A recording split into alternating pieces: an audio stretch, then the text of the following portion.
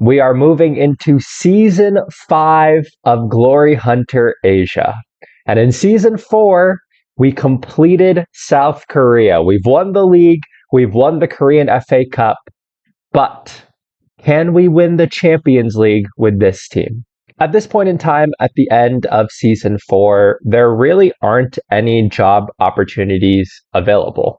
And there aren't even many insecure jobs. There's a few insecure jobs in Australia, but otherwise, nothing in Japan, nothing in China at this point. So with a lack of available jobs, I think we can stick with Daejeon here and we can try to go for the Champions League.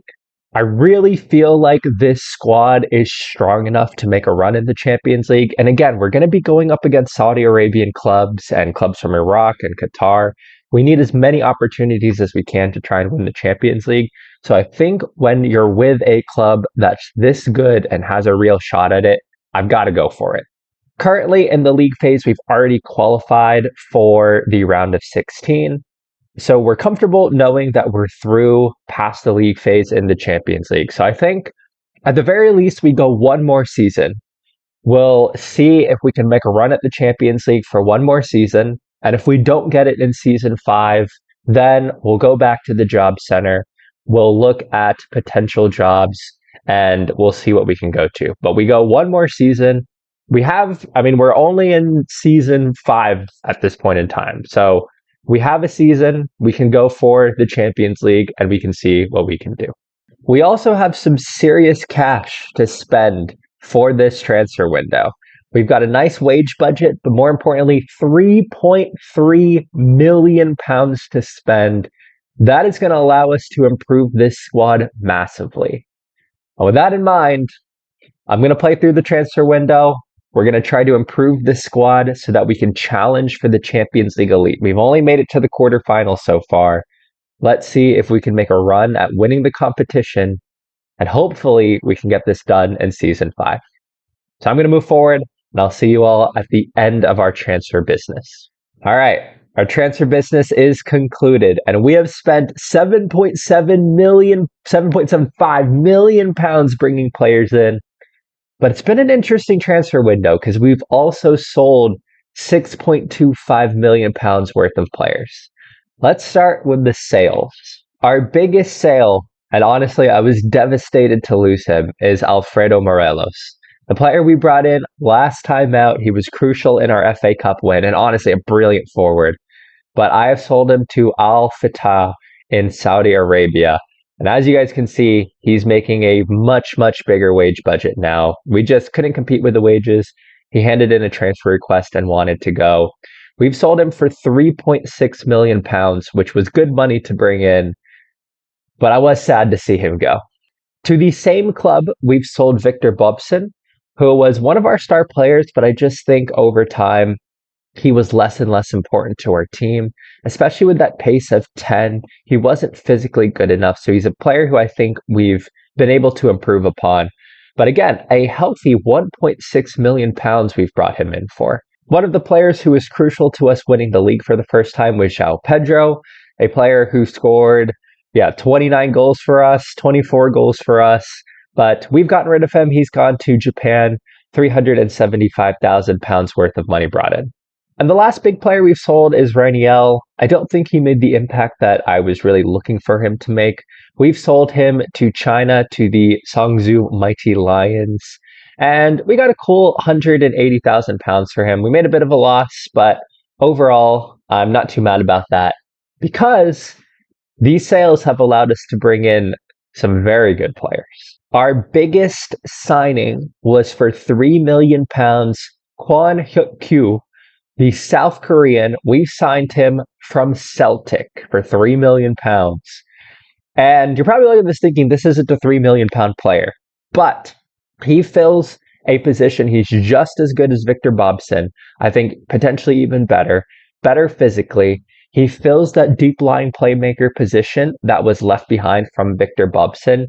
And we need brilliant domestic players for Champions League squad registration rules.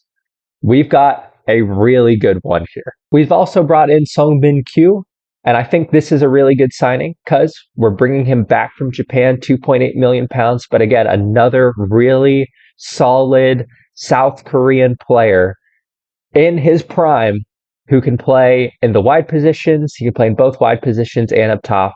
And again, he's just a very solid all-around player. We've also brought in Cho Hyun-taek. We brought him in as a player who can play on both sides. He adds a little bit of depth to the fullback positions. But again, just a really solid player. Haven't spent too much money on him too. Just 775,000 pounds. Thinking about kind of, again, depth domestically with domestic players for this team, we brought in Park Sung-soo, a very solid South Korean forward, mind you. 15 pace, 15 acceleration, 15 off the ball, and 15 dribbling, finishing, and first touch. I actually think he could be underrated. We brought him in for 700,000 pounds and brought him in from Suwon Blue Wings. He scored 20 goals last season. I'm actually really excited for him. I think he's going to be a very good player for us. And finally, we were desperate to bring in a goalkeeper, and we have to have South Korean goalkeepers. So we brought in Young Han Bin, the 36-year-old with a lot of experience even for South Korea. Brought him in as he was fine with being a backup, but he's going to be our starting keeper. Really excellent goalkeeping attributes, and physically, I still think he's just good enough. He's going to be our starting goalkeeper immediately. And we've weakened a rival in Ulsan, which I think is good. Not that we're too worried about the K-League, but we've brought him in for relatively cheap. We're weakening a rival. He's really, really good.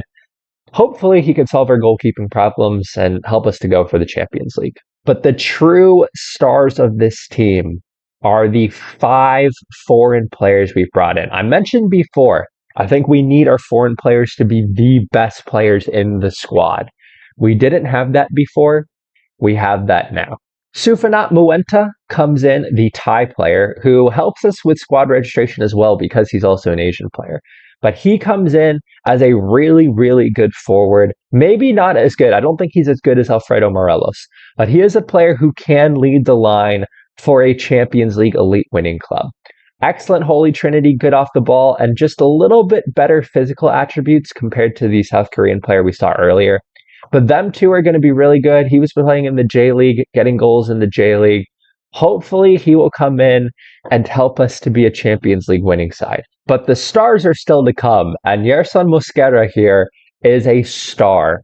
I need the spine of the team to be good. So central defense, center midfield, and forward. Yerson Mosquera becomes our player in the center back position. Great heading, great marking, good tackling, good jumping reach and pace for this level. He's everything we're looking for. He's in his prime. We brought him in for free, which is a great signing. And again, he's going to be a rock and the center of defense for us. Continuing with the spine of the team here, we lost Victor Bobson in the middle, but we've brought in Jaime Seone. I don't know how to pronounce that name, but he is probably the best central midfielder we've seen at the club so far.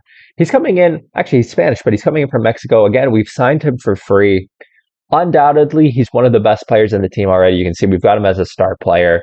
Excellent physical attributes, but more importantly, solid all-around technical and mentals, good passing, good technique, good vision. He could play here as a deep-lying playmaker, but I wouldn't mind using him as a central midfielder on attack. I think he could end up being a really good player in that position. And along with that new signing, I also wanted someone who was just a little bit more solid in defense. So we've brought in Gianni Stensis here. He's coming in from Norway, but I think he's Australian. Again, we've signed him on a free. And he's just a solid player who can play center back and potentially be a ball-winning midfielder and play this deep-lying position here. We play that 4-3-3 formation, so he fits in nicely. We've actually brought him in more just because I felt like we needed a player in this position. I don't think he's great, but again, solid physically. He's got good tackling and marking and heading, so he can play a role for us. I don't think if we were to stay at this club beyond this year, we'd probably sell him because I think we can bring in better players, but he fits a need that we really needed. But the last player we've brought in, August Mikkelsen, the 27-year-old Norwegian. This and Suone are players that I am so excited about. He is so well-rounded. He could play the central midfielder on attack role. He can play up top or on the wing. We don't play in AMC, so he won't play there. But this is a brilliantly well-rounded player. I'm really excited to see if he can score goals from us. He was doing the job in Norway. 13 goals here, 9 goals here. I think this is a player who could get 15 plus goals for us. And hopefully, all of these players together, all of these new signings will allow us to go for the Champions League. So at the end of last season, we finished 4th in our league phase, which means we take on Kawasaki in the round of 16. And then after the round of 16, it's going to be kind of a mixed bag here. So if we win, we'll play the winner of Al Ahly and Paksatakur here. After that, we could play Al Ittihad, Al Gharafa, Ulsan, or Osaka. And then after that, it would potentially be the final against any of these clubs here. So this is what the Champions League tree looks like. This is what we're going for this season. And of course, we've completed the league. We've completed the cup. I'm not too worried about that. We are 100% focusing on the Champions League. I will see you all at the end of the season. A solid 4-1 victory away from home in the round of 16 against Kawasaki put us in a perfect position. At the end of the round of 16, we moved on, winning 6-4 on aggregate, which led us into the quarterfinals. The quarterfinals, semifinals, and final of the Champions Elite are played over one round. And our first stop in the quarterfinals was against Al Ahly, the Saudi Arabian club, currently coached by Marcelino.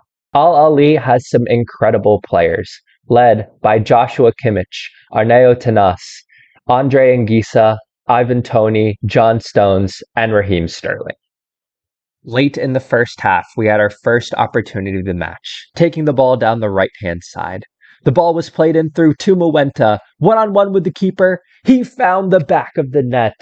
We had a 1-0 lead, but wait, there was an offside appeal.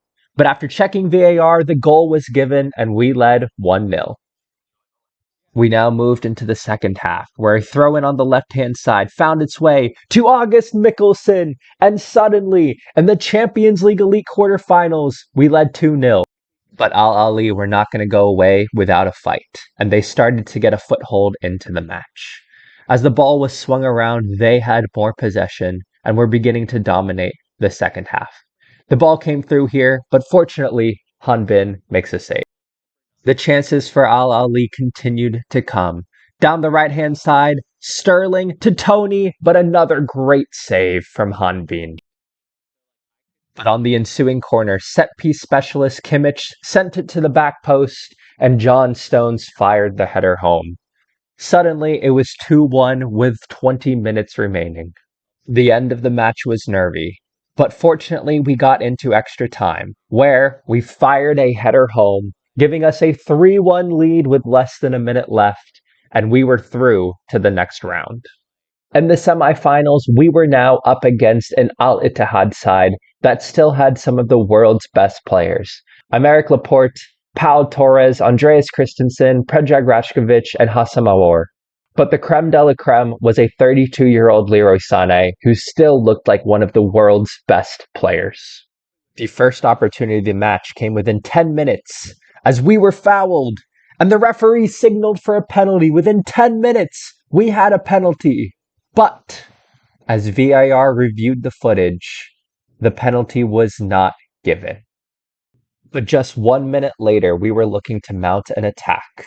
And as the ball got through into the middle to Hyunju, we were able to once again win the ball, go down the right-hand side, and Kyung-ho on the right-hand side finds Hyunju at the top of the box, and within 10 minutes, we had a 1-0 lead. Moving forward in the match, we were dominating the first half, getting all of the chances. And at the end of the first half, the ball went into Muenta, he finished, and suddenly, we were leading 2-0 in the Champions League semifinals. Despite our 2-0 lead, things were still nervy. And a set piece at the end of the first half fell back to Hassam Aouar, and he cuts inside and shoots. And going to halftime, it would be 2-1. The second half was very nervy, and in the 74th minute, Al Ittihad, once again on a set piece, found the ball at the edge of the box. And as they worked it around, Leroy Sané finished, and suddenly it was 2-2 with 15 minutes to go. As we moved within the last 10 minutes of the match, we needed some source of inspiration. The players were dejected after having a 2-0 lead and surrendering it, and Al Ittihad were absolutely growing into the match. We needed some source of possession, some source of inspiration, but Muenta found the goal with 10 minutes left, and that was enough for us to win. And then, incredibly, in the Champions League Elite Final, we were playing fellow South Korean side Jeonbuk, a team who we were better than in the league. And looking at their squad, I felt confident we would be raising the Champions League Elite title. Perhaps I had spoken too soon. Jeonbuk, after all, were one of South Korea's best ever sides, and they were themselves had earned the right to be in the Champions League Elite Final. This would not be an easy game. We were now 1 minute into the match, and a quick start for Jeonbuk let them in, and they scored. Suddenly, we were down 1-0 with 1 minute in. The match was a cagey affair with very few chances. We moved into the second half trying to find an equalizer, but unfortunately, it was just over. The match moved into the 90th minute. We were now well into injury time. Could we get one last attack to keep our hopes of winning the Champions League alive? Jung-hun played it out wide, and suddenly it fell, and we scored! It was 1-1! Could we make the comeback possible? The match went into extra time. 90 minutes could not separate us, and Jeonbuk started to get a foothold in the match. The ball went wide, they cut in, and they scored. They took a 2-1 lead, and that would be enough for Jeonbuk to win. Well, I'm not going to lie to you all. This was a really disappointing season. The fact that we lost in the Champions League Elite Final isn't so bad. It's just the fact that we lost to Jeonbuk, another South Korean club, and to lose in the manner we did, to score in the 92nd minute, only to lose in extra time to Jeonbuk. Ah, man. I have gone to the end of the season here. We won the K-League very easily, and it's so disappointing. Jeonbuk finished 5th. They didn't even finish in the continental places. And we lost to them in the Champions League final. We also won the FA Cup again, which is nice for my reputation boost, but the Champions League Elite is the one that we really wanted. So the question at this point is, do we stay or do we go? And there are jobs open. The biggest one here, there are jobs open in the J-League. And I think Hiroshima would be the big one. But on the back of my mind, I just feel like the job isn't done yet at Daejeon. This might be a huge mistake, but I'm staying one more season. If we don't win it this season, I can't stay. I'll have to leave. But we have £3.4 million in the transfer budget. And just looking at this squad is so good. We made the Champions League final. En route to the Champions League final, we beat Al Ali and Al Ittihad. So with that in mind, we're playing one more season. We've concluded season 5. We're going to play season 6 at Daejeon. We're going to try to win it. We're currently 3rd in the Champions League phase. Again, we're going to qualify. Somehow Jeonbuk is at 1st. I have no idea how. But we're going to see what we can do. We're going to attempt to win the Champions League Elite one more time. And if we don't do it this upcoming season, I just don't know if it'll ever happen. And we will move on. I'll resign. We'll move on. But I want one more shot at it. I'll see you all in season 6. All right, we are at the beginning of season 6. I have once again spent an inordinate amount of money, £9.25 million, but we've sold £5.25 million worth of players. I'll start with the sales again.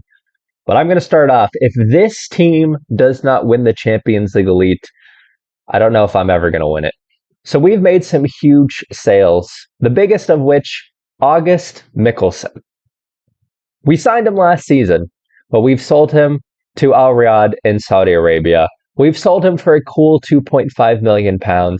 Sad to lose him. He actually handed in a transfer request because, well, he's making way more money now.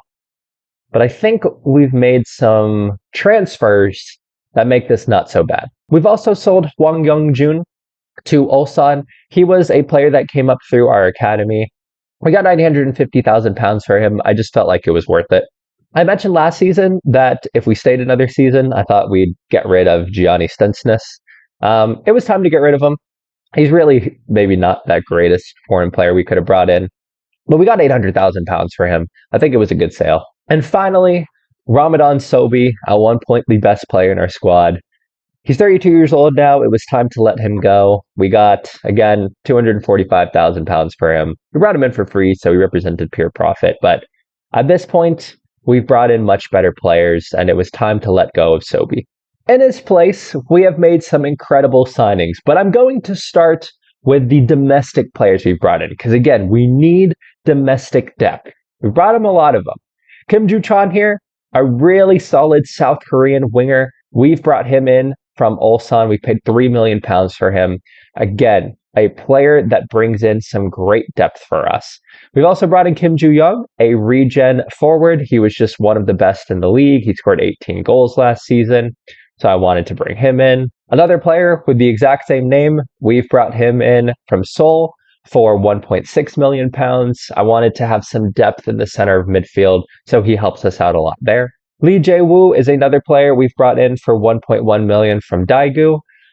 He is a really good center back. I like how he looks physically, like 15 jumping reach, 13 pace, 12 strength, very solid like heading, marking, and tackling. He's another good central defending domestic option. But once again, the real stars of this team are the foreign players and the players we've brought in on free.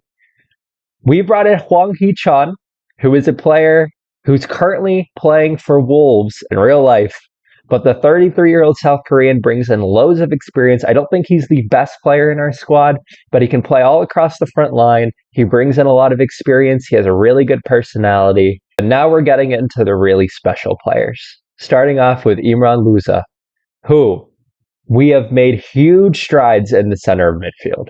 This is a phenomenal player. When we signed him, he was by far the best player on our team.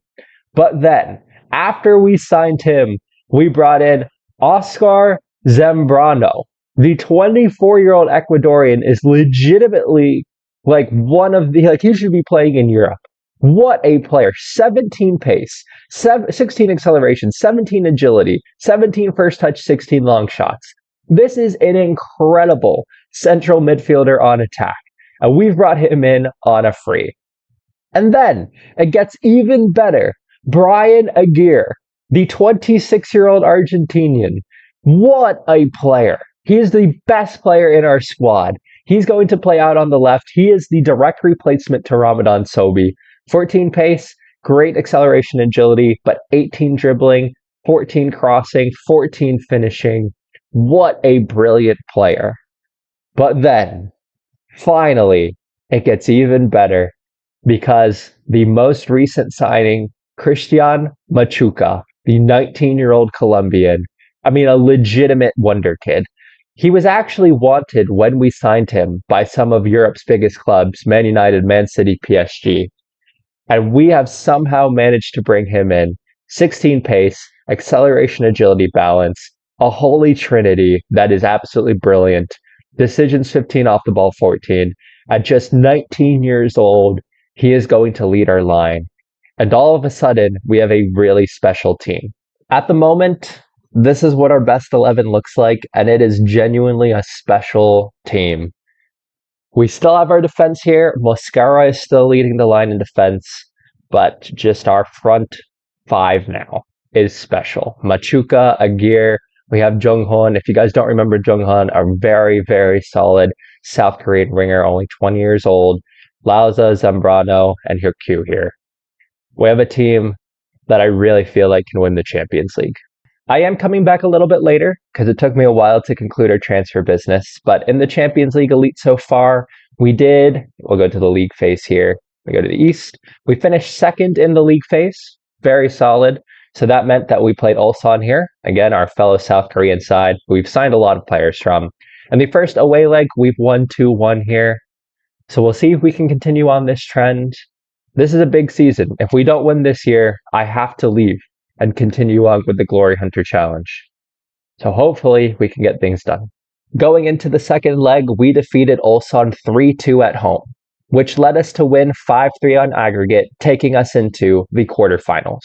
The quarterfinals took us once again against Al Ittihad, who still had some of the world's best players. Players like Ismail Garbi, Leroy Sané, Pau Torres, Ismail Benaker, Ben White, Andreas Christensen, and goalkeeper Dominik Livakovic. The first opportunity went to Leroy Sané, whose free kick was just over. Al Ittihad dominated the opening period of the match, and as we tried to get possession, they had an opportunity for a counterattack. Al Ittihad went down the right-hand side, the ball was cut back to the edge of the box, and the shot was just wide. A cagey affair moved into the second half. 55 minutes in, we had a free kick at the edge of the box. New signing Aguirre took his time and was standing over it. Could we find the back of the net here? Aguirre curls it around the wall and it hits the bar, but the rebound goes to us and we took a 1-0 lead against Al Ittihad in the Champions League Elite quarterfinals. As we moved into the 89th minute, there was one last chance left in the match. Al Ittihad looked to counter to get themselves back in, and as the cross was cleared, it went back in and they hit the post. Victory took us into the Champions League Elite semifinals, where we were up against Al Nassr. If you thought Al Ittihad was good, Al Nassr had an even more star-studded squad. Players like Mo Salah, Luis Maximiano, Serginho Dest, Gabriel, Marquinhos, Kalinoglu, and Mateus Nunes. And in case you were wondering how good is 36-year-old Mo Salah, he's still one of the best in the world. The Champions League Elite semifinal was a match of few chances, but we were able to win the ball off of Serginho Dest, and as we moved into the 36th minute, we looked to mount an attack. The ball went out wide to Jung-hoon, he crossed it into Muenta, and we had a 1-0 lead over Al Nassr. And that lead remained all the way up to the 93rd minute of the match, where Al Nassr played the ball long, and Mo Salah was in. He found the cross, our keeper spilled it, and they had tied up the match. But wait, was he offsides? And after a VAR check, we ended up winning the match. The goal was disallowed, and we won the match 1-0.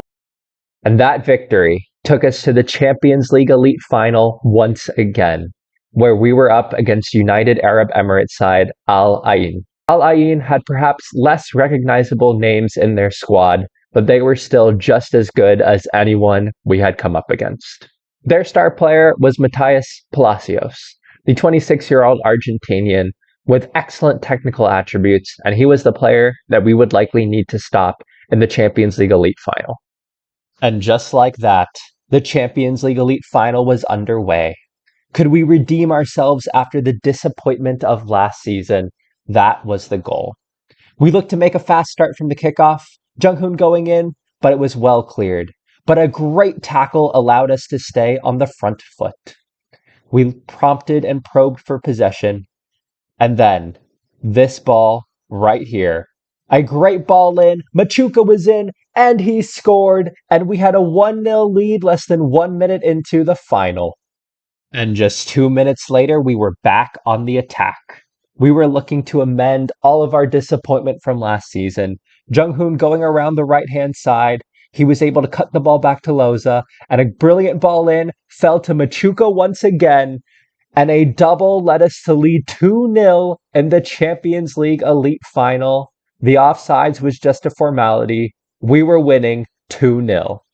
This was a match that we were dominant in.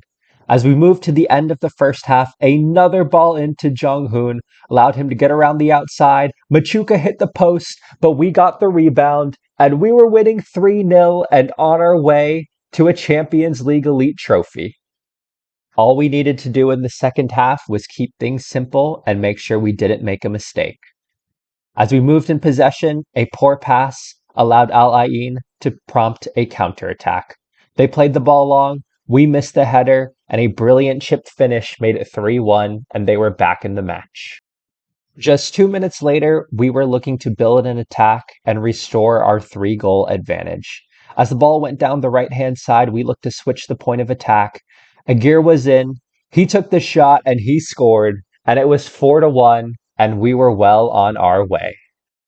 With 10 minutes remaining, Alain did look for a consolation. A penalty kick for them, a surefire penalty, would be their last attack. They looked to step up to make it 4-2, and they did just that. But the match was over. We had won. We have finally done it. We have finally won the Champions League Elite. And what a run to take on 3 sides from the western half of the Champions League. I mean, quarterfinals, defeating Al Ittihad, then to go into the semifinals and beat Al Nasser, and then to finally to win the finals. I really felt like this team was good enough, and we've finally done it.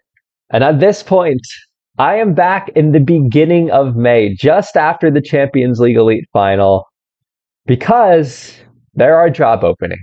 We have done everything we wanted to do in South Korea, and now it is time to move on. We could finish the rest of the season in theory, right? Like we are top of the K-League by far. We're still in the Korean FA Cup. We could get that all for the reputation boost. But at this point, I mean, we've won the Champions League Elite. And it's time to move on from Korea. And there are 2 jobs in Australia and Japan that are open at this point. Hiroshima historically are one of the J-League's best sides. However, they're currently languishing in 18th place in the league.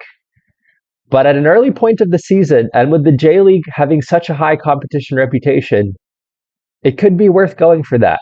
But at the same time, Sydney FC, who finished 5th in the A-League, they are at a point in the A-League semifinals, which means we could go to Sydney FC and potentially cross out the A-League in the next half of the season, complete the A-League, and then we'd only need to win the cup, and then we can move on from there too. So at this moment in time, we have some interesting job openings. If you guys look down here, Kashima and Tokyo V here are also open. So there is some potential to move here. And given that we have at this point finally completed South Korea, I think it might be time to resign and move on. But that is going to be for the next episode.